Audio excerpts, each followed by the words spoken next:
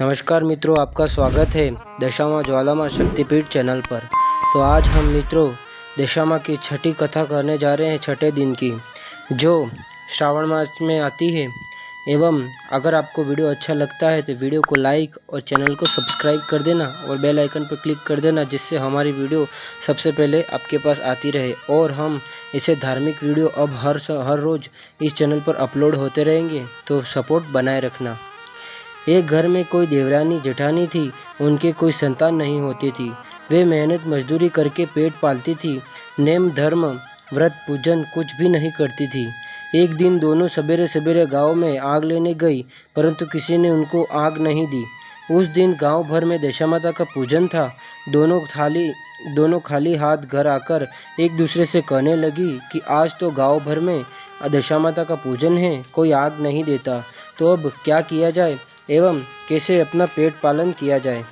तो आखिर जेठानी बोली कि कुछ हानि नहीं, आज अपने लोगों को भी व्रत ही सही, शाम को जब आग मिलेगी तब रसोई बना खा लेंगी।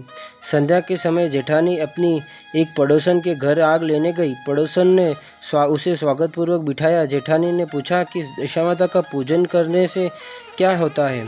उसने जवाब दिया कि जिस बात की इच्छा करके गंडे लिए जाएं, वह इच्छा पूर्ण होती है। तब जेठानी बोली कि बहन, अब की बार जब गंडा पड़े तब मैं भी गंडा लूँगी और पूजन करूँगी। जेठानी आग लेकर पड़ोसन के घर से बाहर निकली ही थी कि गाय चरकर आती हुई दिखाई दी। ग्वाला पीछे पीछे आ रहा था। उसके कंधे पर एक बछुआ था और एक गाय उसकी चाटती हुई उसके पीछे पीछे आ रही थी। पड़ोसन ने पूछा, भैया तुम्हारी गाय पहली ही ब्याई है या दोहला तोहला? उसने कहा कि पहली ही ब्याई है। पुनः स्त्री ने पूछा कि बछुआ है या बछिया? तो ग्वाले ने बताया कि बछुआ है। तब उसने जेठानी से कहा कि लो, अब घर जाकर दशामाता का गंडा ले लो। 9 दिन तक कथा कहानियाँ सुनना, 10वें दिन सिर से स्नान करके पूजन करना। दशामाता चाहेंगी तो 10 दिन के भीतर ही तुम्हारी मनोकामना पूर्ण हो जाएगी। उसने अपने घर जाकर देवरानी को यह बात बताई। निदान दोनों ने दशामाता के गंडे लिए और दशामाता का ध्यान स्मरण करके यह मनोती मनाई कि यदि हमारे संतान पैदा होगी तो हम सुहागिनें न्योत कर दुराया कराएंगी। दशामाता के गंडे की पूजा होने के पहले ही देवरानी जेठानी दोनों गर्भवती हुई। 9 महीने 2 दिन के बाद दोनों के गर्भ से 2 सुंदर बालक ने जन्मे। बालकों के जन्म संस्कार के बाद ही देवरानी ने कहा कि लड़के होने पर जो सुहागिनें न्योतने की मनोती थी, उनको न्योत देना चाहिए। जेठानी ने कहा कि अभी ऐसी क्या जल्दी पड़ी है, जब लड़कों की पसनी होगी तब न्योता दे देंगी। पसनी का मतलब मित्रों अन्नप्राशन संस्कार होता है। जब लड़कों की पसनी हुई तब भी देवरानी ने दुराया की याद दिलाई, परंतु जेठानी ने फिर से टाल दी और कहा कि जब लड़कों का मुंडन होगा तब सुहागिनें न्योती जाएंगी। होते होते कुछ दिनों बाद लड़कों का मुंडन हुआ। तब भी देवरानी ने जेठानी से कहा, परंतु फिर भी जेठानी ने कहा कि जब लड़के बड़े होंगे तब उनकी सगाई होगी, उसी दिन सुहागिनें न्योती जाएंगी। लड़के बड़े हो गए, उनकी सगाई संबंध भी पक्का हो गया। फिर भी जेठानी ने सुहागिनें नहीं न्योती। उनसे कहा कि जिस दिन लड़कों की भावरें पड़ेंगी तब उसी दिन सुहागिनें न्योत कर उत्सव के साथ पूजा की जाएगी। तब देवरानी बोली, बहन तुम चाहे जब करना, पर मैं मंडपाच्छादन के दिन ही सुहागिनें न्योतूंगी। देवरानी ने जैसा कहा था वैसा ही किया। उसने मांडवा के दिन सुहागिनें न्योत दी, परंतु जेठानी ने कुछ भी परवाह न की। मंडपाच्छादन के बाद मातृका पूजन करके और बारात सजाकर दोनों दूल्हे ब्याहने चले।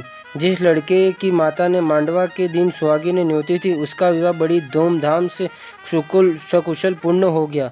परंतु जिसकी माता ने सुहागिनें नहीं न्योती थी, उसको ठीक भावरों के समय दशामाता बीच मंडप से हर कर ले गई।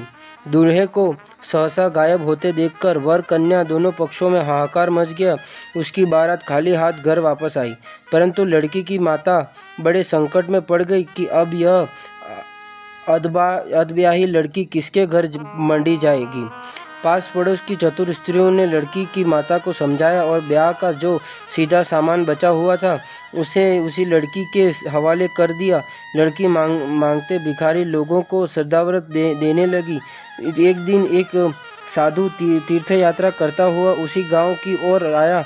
गांव से बहुत दूर घने जंगल में एक बड़ा पीपल का पेड़ था। लोग उस पेड़ को पारस पीपल कहते थे। उसी पेड़ में दशामाता का निवास था। साधु चलता चलता शाम को उसी पेड़ के नीचे ठहर गया। वहाँ अंधेरा हो गया। दिया पर बत्ती पड़ी कि झाड़दार ने आकर उसी पेड़ के पास मैदान में झाड़ू लगाई। सक्का यानी भीषती ने आकर जमीन छिड़की और माली ने आकर फूल बिखेर दिए। तब अनेक देवता अनेक प्रकार की पोशाकें पहने हुए आकर यथा स्थान बैठने लगे। सबसे पीछे स्वर्ग से राजा इंद्र का सिंहासन उतरा। उसी के साथ अनेक अप्सराएं सात समान समेत वहां आई और इंद्र के सिंहासन के सामने नाचने लगी। उसी समय दशामाता अधब्याहे लड़के को गोद में लिए हुए पीपल के पेड़ से उतरी। इंद्र के साथ साथ स्वर्ग से एक सूरा गौ भी आई थी। उसने 2 कटोरा दूध दिया। लड़के ने अधब्याही के भाग का एक कटोरा अलग रख दिया और एक कटोरा दूध पी लिया। जब तक नाच तमाशा होता रहा दशामाता लड़के को गोद में लिए बैठी रही। सवेरा होते ही देवताओं का दरबार भंग हुआ। साधु वहां से चलकर गांव में चला आया। चलते चलते साधु गांव में भिक्षा मांगता हुआ उसी अधब्याही लड़की के घर आया। लड़की ने उसके लिए भोजन बनाकर तैयार किया। बाबाजी भोजन करने बैठे। तब लड़की ने 3 पत्तल परोसकर एक को अधब्याहे वर के नाम से अलग सरका दिया। एक पत्तल बाबाजी के सामने परोसी और एक पत्तल उसने अपने सामने रखी।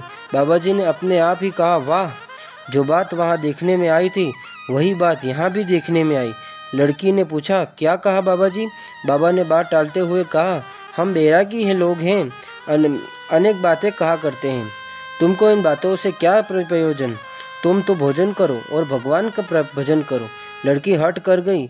उसने कहा कि जब तक आप इसका भेद नहीं बताएंगे मैं भोजन नहीं करूंगी। फिर भी बाबा चुप रहे। तब लड़की बोली, आप साधु हैं, मैं सती हूँ। आप या तो उस वचन का भेद बताइए जो आपने कहा है या मेरा शाप लीजिए।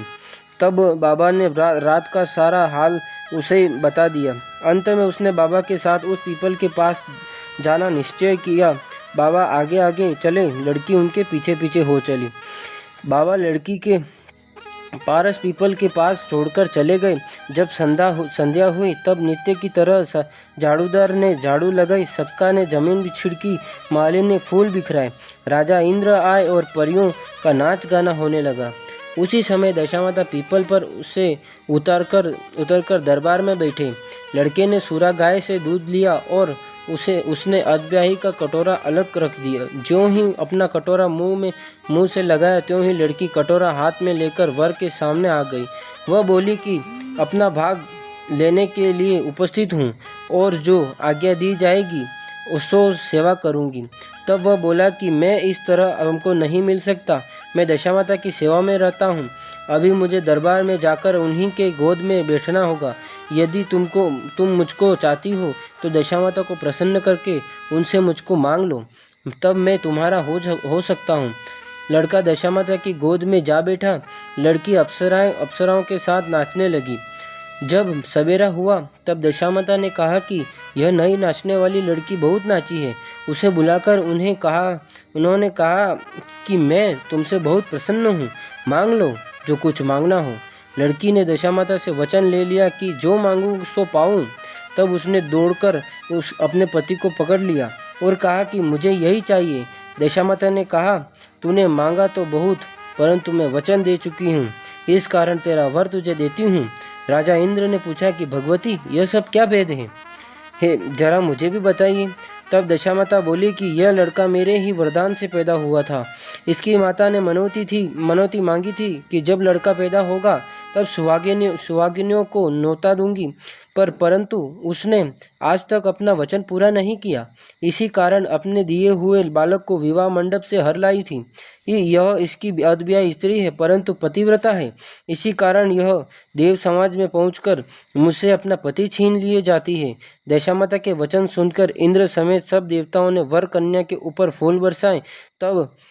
तब तक साधु बाबा भी वहां आ गए। साधु बाबा, उसके पीछे दूल्हा और उसके पीछे लड़की, इस प्रकार तीनों गांव की ओर चले। जब वे लोग गांव में के समीप पहुंचे, तब लोगों ने लड़की के पिता को खबर दी कि तुम्हारी लड़की अपने दूल्हे के साथ आ रही है। जिस दिन से लड़की चली गई थी, प्रथम तो उसी घड़ी से वह लोकापवाद के मारे घर से बाहर नहीं निकलते थे। अब जो और भी नई बात सुनने में आई तो उसने किवाड़ बंद कर दी लिए। उसने समझा लड़की बाबा के साथ आ रही होगी, उसी संबंध में लोग मेरा उपवास कर रहे हों। किंतु जब गांव में गणमान्य और प्रतिष्ठित लोगों ने भी उससे यही बात कही, तब वह लज्जा शर्माता घर से बाहर आया। और जब उसने दरवाजे पर सचमुच लड़की के साथ दामाद को खड़ा देखा, तब उसकी प्रसन्नता का पार न रहा। उसने उसी खुशी में बहुत दान पुण्य किया, बधाई बजवाई और फिर से विवाह की तैयारी की। परंतु लड़की ने अपनी माता से कहा कि इस तरह ब्याह पूरा नहीं पड़ेगा। वहाँ सुहागिन को न्योता देकर जब बारात यहाँ आए, तब विवाह के नेक किए जाएं। लड़की के बाप ने लड़के के घर खबर भेजी। वहाँ सुहागिनों को न्योत कर बारात चली। बड़ी धामधूम से विवाह हुआ। वर बहू दोनों अपने घर गए। तब फिर से लड़के की माता ने सुहागिनें न्योती। उसी समय से विवाह के भारों के दिन वर के घर सुहागिनें न्योतने की प्रथा चली। दशामाता ने जैसी सती की दशा फेरी, वैसी ही वह कथा के श्रोता वक्ता सभी के कल्याण करे। बोलो दशा मात की जय। बोलो श्री ज्वाला मात की जय।